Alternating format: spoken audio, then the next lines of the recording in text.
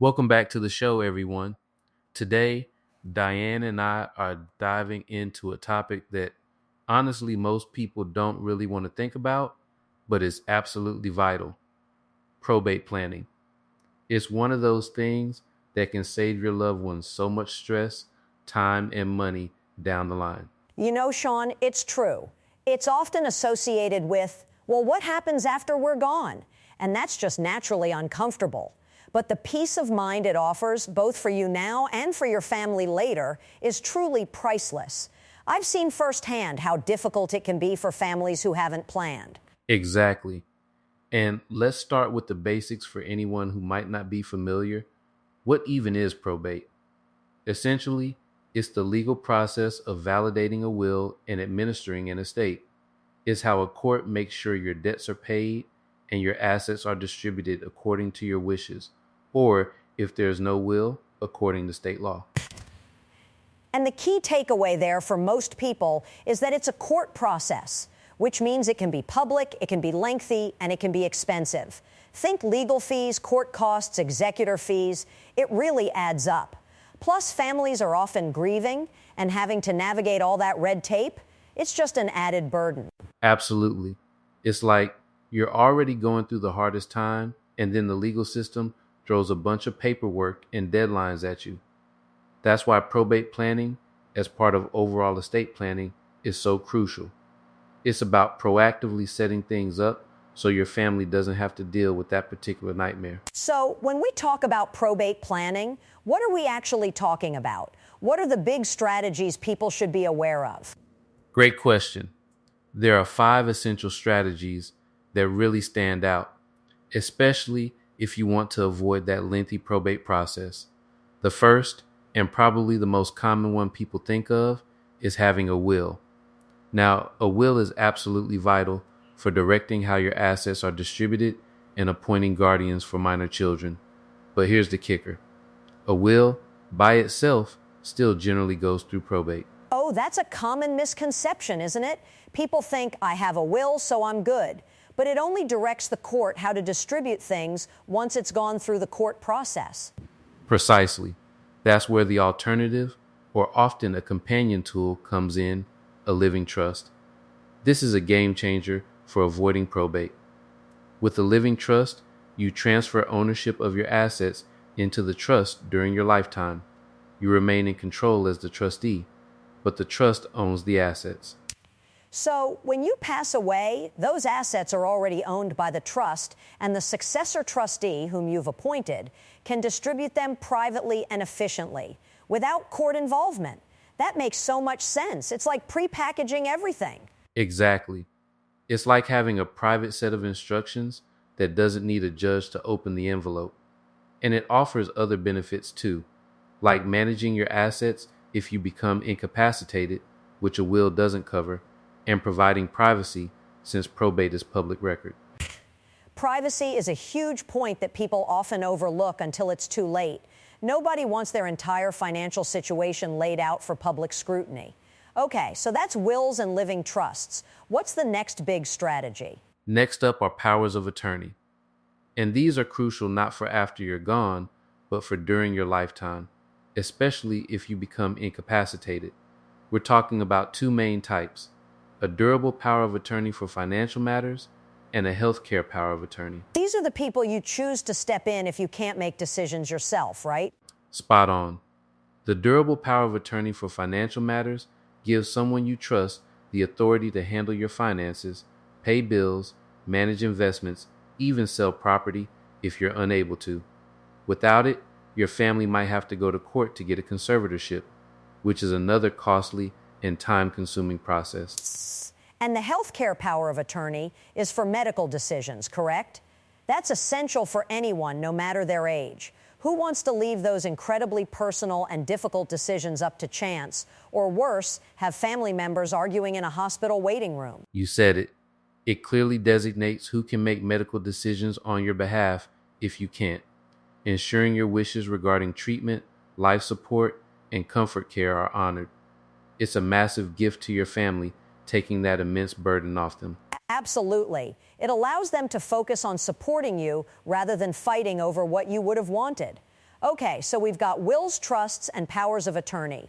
What's next on our list for avoiding probate? The third strategy is often overlooked, but it's incredibly powerful: beneficiary designations. This applies to assets like life insurance policies, retirement accounts, your IRAs, 401ks, and sometimes even bank accounts known as payable on death or transfer on death accounts. So, for these specific accounts, who you've named as the beneficiary on the account itself dictates who gets the money, bypassing the will entirely and thus bypassing probate. That's exactly right. If you've named a beneficiary, those assets go directly to that person. The court doesn't need to get involved. It's one of the simplest and most effective ways to keep certain assets out of probate. But here's the catch: you have to make sure those designations are up to date. I mean, life changes, right? Marriages, divorces, births, deaths. Those beneficiary forms need to reflect your current wishes. Oh, that's such a critical point. I've heard horror stories of people divorcing, never updating their beneficiary, and then their ex-spouse ends up inheriting their life insurance. Talk about an unintended consequence. Precisely. Or, conversely, forgetting to name a beneficiary at all. Then those assets do go through probate, defeating the purpose. So regular review is key here. Okay, so always keep those beneficiary forms current. Got it. What's the fourth strategy to consider? The fourth strategy is joint ownership. This is particularly common with real estate or bank accounts. We're talking about things like joint tenancy with right of survivorship, or for married couples, tenancy by the entirety.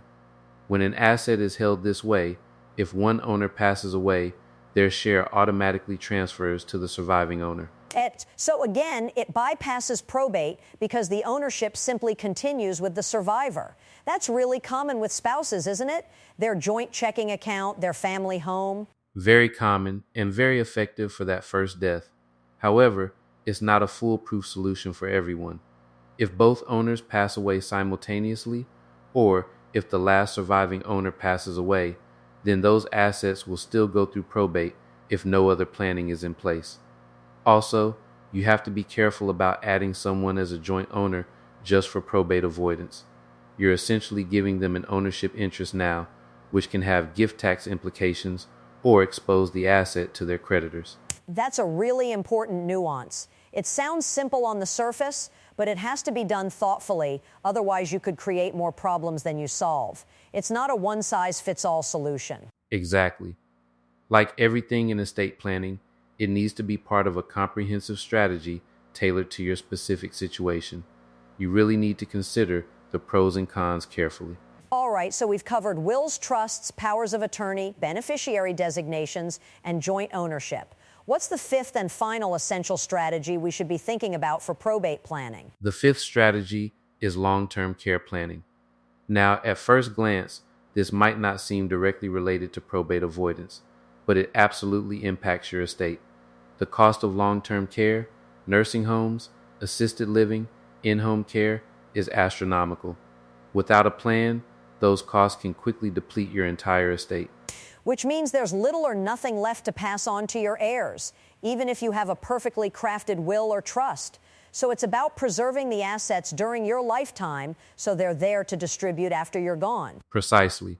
Strategies here include things like long-term care insurance or potentially Medicaid planning, which involves structuring your assets so you can qualify for assistance without entirely impoverishing your spouse or completely liquidating everything. It's complex, but essential for protecting your legacy. That makes so much sense. It's like you can plan for the distribution of assets, but if there are no assets left because they all went to health care, then what was the point? It's all interconnected. It really is. These 5 strategies, using wills or living trusts, establishing powers of attorney, updating beneficiary designations, carefully considering joint ownership, and planning for long-term care, they're not just checkboxes. They're interconnected pieces of a puzzle that, when put together, create a robust plan for your future and the future of your loved ones. And I think the biggest takeaway from all of this is that it's not a set it and forget it kind of thing. Life changes, laws change, your wishes might change. So regular review is absolutely essential, probably every few years, or after any significant life event. Could not agree more, Diane. And the cost of not planning or of having an outdated plan can be astronomical, both financially and emotionally for your family. Avoiding probate means saving thousands, sometimes tens of thousands, in legal fees, executor fees, and court costs, not to mention the time saved, often years of probate court versus months or weeks with a trust. It's truly an act of love, isn't it? To take the time and effort now to ensure your family isn't burdened later. It's about protecting them from unnecessary stress during an already difficult time. It absolutely is. And beyond just avoiding probate, a comprehensive estate plan gives you control. You decide who gets what, when they get it, and how it's managed. You prevent potential family disputes over assets, you can minimize taxes, and you ensure your healthcare wishes are known and respected. It's about leaving a legacy, not a mess. That's a powerful way to put it, Sean. Leaving a legacy, not a mess. For anyone listening, if this conversation has sparked some thoughts or concerns, please take that first step. Don't put it off. Even starting with a conversation with a qualified estate planning attorney is a huge leap forward. Exactly. These are complex areas, and state laws vary, so getting professional guidance is non-negotiable. They can help you tailor these strategies to your unique situation, ensuring your plan truly reflects your wishes and protects your loved ones effectively. Don't just Google it and try to piece it together yourself. Seriously, don't. It's like trying to perform your own surgery. You need a professional. Well, Sean, this has been incredibly insightful, if a little sobering, but in a good way, like it's information we all need to hear. My pleasure, Diane. It's one of those topics I feel passionate about because the positive impact on families is just immense. Thanks for joining me today to break it all down, and thank you all for tuning in. We hope this has given you some valuable insights into why probate planning isn't just for the wealthy or the elderly, but for everyone who wants to protect their loved ones and their legacy. We'll catch you next time.